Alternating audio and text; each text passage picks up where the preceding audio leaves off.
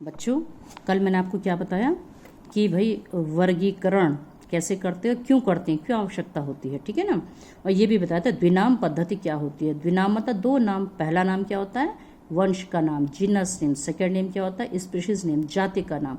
और किसने दिया था सबसे पहले द्विनाम पद्धति, वो दिया था कैरोलस लीनियस ने, ठीक है बच्चों। अब देखिए बच्चों कि इसके बाद मतलब क्या आता है, जो हम नॉमेनक्लेचर करते हैं ना, बॉटनिकल नॉमेनक्लेचर हो या जोलॉजिकल नॉमेनक्लेचर हो, मतलब वानस्पतिक नामकरण हो या जंतु नामकरण की हो, कैसे करते हैं, क्या इसके नियम हैं, कौन इसको करता है कि मान लो मैंने कोई पौधा खोजा, ठीक है, तो मेरे नाम से कैसे होगा वो, है कहाँ मुझे इसको भेजना पड़ेगा कि मेरे नाम से हो जाए। तो इसके लिए क्या है, वानस्पतिक नामकरण की अंतर्राष्ट्रीय संस्था, ये देखो international code of botanical nomenclature, international code of botanical nomenclature, है ना, यानी वानस्पतिक नामकरण की अंतर्राष्ट्रीय संहिता। अंतर्राष्ट्रीय क्यों कहा गया इंटरनेशनल, क्योंकि जो ICBN है ना, इसका ये पूरा नाम बहुत बार पूछा जाता है कि ICBN का पूरा नाम बताओ। I for international, C for code, B for botanical, N for nomenclature, ठीक है। तो वानस्पतिक नामकरण की क्या है, ये एक संहिता है, कोड है ये इंटरनेशनल। यहाँ जब तक स्वीकृत नहीं होगा तब तक आपके नाम से कोई भी चीज़ नहीं हो सकती है। तो जो ICBN है ना, इसके मतलब जो है देखा जाए तो इसको 3 भागों में बांटा जा सकता है।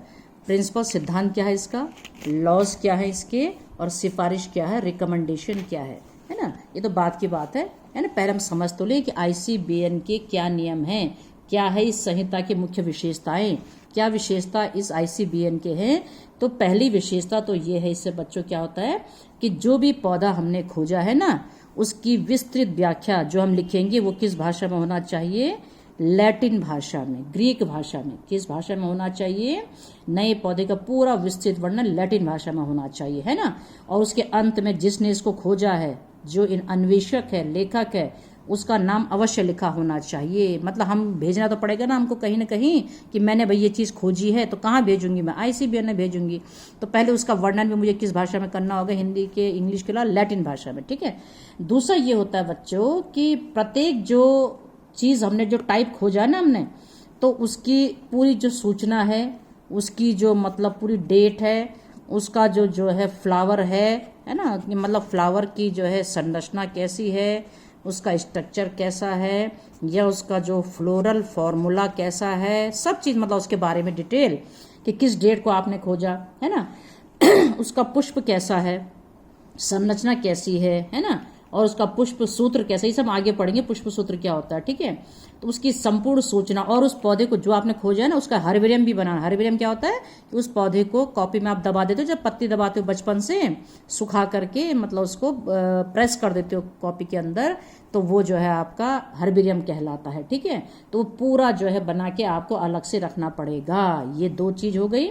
तीसरी चीज ये होती है कि प्रत्येक जो आप कोई भी मतलब जो आपका टाइप है ना, तो वंश का जो नाम होता है ना, जो जेनरिक नेम होता है, वंश का नाम, उसको आप जातीय नाम की तरह प्रयोग नहीं करेंगे, है ना। मतलब जाति का नाम अलग होना चाहिए और वंश का नाम अलग होना चाहिए। ऐसा नहीं कि जैसे उदाहरण है सासाफ्राम, सासाफ्राम, एक नाम बता रही मैं, सासाफ्राम, सासाफ्राम, दोनों एक जैसे हो गए ना, वंश का नाम भी और जाति का नाम भी, तो ऐसा नहीं लिखोगे आप, ऐसा नहीं करना पड़ेगा।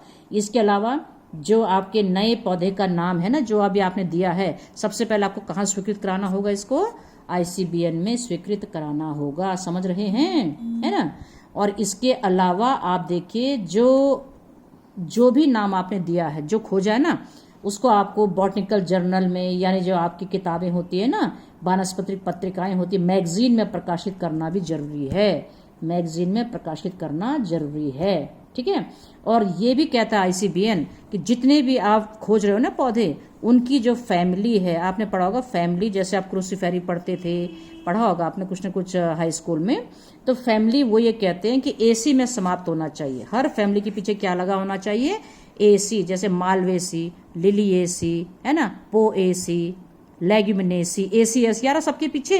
अब आप कहोगे क्रूसीफेरी, तो क्रूसीफेरी में तो नहीं आ रहा है, तो इसके जो पुराने नाम थे ना उनको भी बदल दिया गया। क्रूसीफेरी का नाम अब ब्रेसिकेसी रख दिया, है ना। तो इस तरह से जो है सब फैमिली जो भी आप लिख रहे हो उसका कुल का वर्णन अगर कर रहे हो तो किस में समाप्त होना चाहिए, उसको एसी में समाप्त होना चाहिए। और ये भी कह रहा है आईसीबीएन कि पौधे का नाम लंबा नहीं रखोगे आप, लंबा नहीं होना चाहिए नाम, है ना। और दोनों नाम होने चाहिए, वंश का भी और जाति का भी होना चाहिए। तो ये था आईसीबीएन जो international code of botanical nomenclature है। इसके अनुसार जो भी चीजें आपने खोजी हैं उसमें क्या क्या चीज आप करोगे, है ना। तो कोई ज्यादा तो है नहीं विशेष, है ना। तो अब मैंने ये कहा था ना अभी आपसे कि भाई इसके 3 पार्ट हैं। ये सिद्धांत तो कुछ नहीं है, जो इस कोड का मुख्य नियम और जो रिकमेंडेशन होते हैं ना बच्चों, वो रिकमेंडेशन भी तभी होंगे जब उसका सिद्धांत जो है, सिद्धांत का एक तरह से देखा जाए सिद्धांत है क्या, वो कुछ भी नहीं। वानस्पतिक नामकरण जो होता है वो कह रहा है जंतु नामकरण से स्वतंत्र होना चाहिए। जो बॉटनिकल नेम आप दे रहे हैं वो जोलॉजिकल जंतुओं का जो नेम है उससे क्या होना चाहिए, बिल्कुल स्वतंत्र होना चाहिए। आप समझ रहे हैं, है ना। और जो वर्गीकरण जो आप समूह बना रहे हैं कि किस समूह में इसको रखोगे, ये प्रकाशन जरूर इसका करना चाहिए, ठीक है। इसके अलावा आप देखिए वैज्ञानिक नामों को जैसे कि हम जानते हैं लैटिन भाषा में होना चाहिए, ये भी सिद्धांत होता है एक प्रमुख, है ना। और नियम सिफारिश कुछ नहीं है कि एक वंश से संबंधित सभी पौधों का एक ही वंश होना चाहिए। आपने देखा होगा बच्चों, एक वंश से संबंधित जो भी प्राणी हैं सबका वंश एक ही तो होगा ना, जाति अलग अलग हो सकती है। जैसे मैं एक थोड़ी देर उदाहरण बोलूँ, डॉग है, कुत्ता है ना, मतलब कुत्ता जो है वंश है मान लो, ठीक, डॉग। लेकिन डॉग भी तो विभिन्न जातियों के होते हैं ना। आपको ये पमेरियन है या आप जर्मन शेफर्ड है ना, ये बॉक्सर है, होते कि नहीं होते अलग अलग, लेकिन वंश तो सब कुत्तों का एक ही है ना, डॉग ये है। आप समझ रहे बात को। तो वंश, एक वंश जो संबंधित सभी पौधों का वंश भी क्या होना चाहिए, एक ही होना चाहिए, है ना। और विभिन्न वंशों से संबंधित पौधों के वंश के नाम भी अलग अलग होने चाहिए, जाहिर सी बात है ना। तो जो भी नया वंश ढूंढेगा, प्रतिपादित करेगा, वही वंश का नाम भी देगा, ठीक हो गया। तो इस तरह से जो है मतलब जो नियम और रिकमेंडेशन होती हैं इस आईसीबीएन की, जो सिद्धांत हैं इनके, इन सबको हमें फॉलो करना होगा, तभी वो पौधा हमारे नाम से हो सकता है ना। तो ऐसे एक और है ICZN, कुछ नहीं अंतर, देखो international code of zoological nomenclature. क्या है ये, जोलॉजिकल नोमेनक्लेचर अर्थात ये जंतु नामकरण की अंतरराष्ट्रीय संहिता है। वो बॉटनिकल था ना, और ये क्या है, जंतु नामकरण। और दोनों का नाम आता है, कभी आईसीबीएन का पूरा नाम बताओ, ये ICZ, जेड मतलब जोलॉजी बना, जंतु विज्ञान, है ना। तो international code of zoological nomenclature की भी सेम वही सिफारिशें हैं, वही नियम है। वो आपका एनिमल खो जाए तो वही तो सेम चीज़ होंगी, लैटिन भाषा में होना चाहिए, छोटा होना चाहिए, उसका डेट होना चाहिए, हर चीज़ का पूरा वर्णन हम करेंगे कि नहीं करेंगे, वंश और जाति का नाम अलग अलग होना चाहिए, है ना। वही चीज़ें हैं सारी। तो इस तरह से हम क्या कर सकते हैं, ICBN और ICZN से ही अपने जो भी आपने खोजा है कोई नई चीज़ अगर, तो उसका हम रिकमेंडेशन सिफारिश कर सकते हैं ICBN या ICZN से।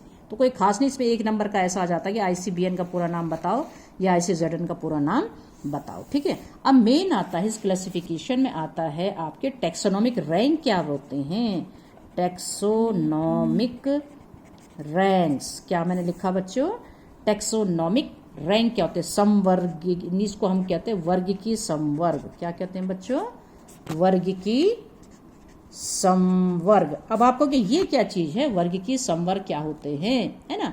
यानी आपने देखा ना कि पौधों के वर्ग की समूह हम बनाते नहीं बनाते हैं, और उन समूहों को हम जो है टैक्सॉन कहते हैं। क्या कहते हैं बच्चों, टैक्सॉन कहते हैं, है ना। तो ये कैसे बनाते हैं और क्या होते हैं ये, है ना। और टैक्सा के मुख्य नाम क्या होते हैं, कैसे बनाते हैं, क्या क्या टैक्सा हो, टैक्सा प्लूरल हो गया ना, टैक्सॉन सिंगुलर हो गया, ठीक है। तो टैक्सा क्या है, ये प्लूरल शब्द है, नहीं मतलब बहुवचन है ये, किसका, टैक्सॉन का। किसका बच्चों, टैक्सॉन का, ठीक हो गया।